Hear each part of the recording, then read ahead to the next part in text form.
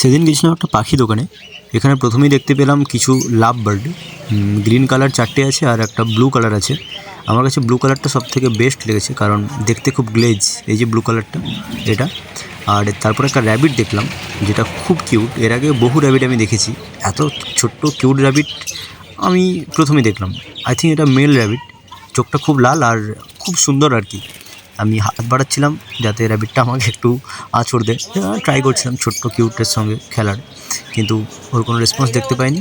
তারপর ওকে ছেড়ে দিলাম, ছেড়ে দিয়ে আমরা এলাম পাখির কাছে। এখানে দেখলাম দুটো গিরিবাজ পায়রা চুপচাপ বসে আছে, মেল ফিমেল। এখানে দুটো মাদ্রাস পায়রা, একটা ব্ল্যাক একটা হোয়াইট।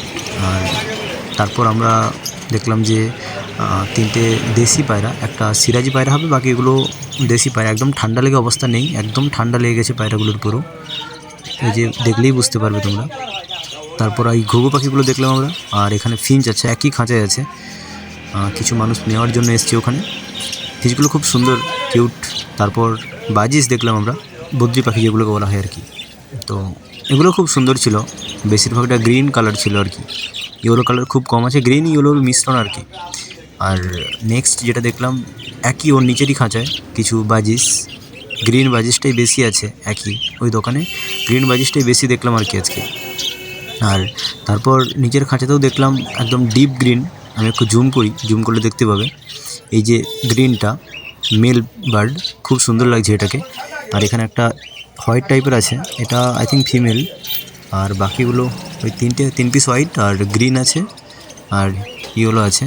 আর এখানে 2 পিস ককাটেল দেখলাম, গ্রে কালার, খুব সুন্দর লাগছে দুটো, দুটো একদম পেয়ার।